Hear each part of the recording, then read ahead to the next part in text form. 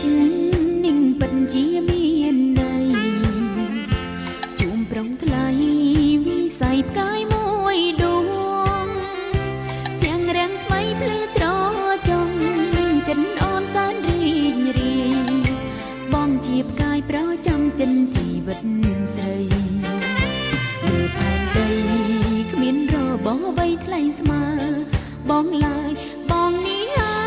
យជួយបំភ្លឺជីវិតអូនដួងផ្កាយនៃអូនបងជាប្រុងស្មងឥតញឹងរេសែនសប្បាយម្លេះទេ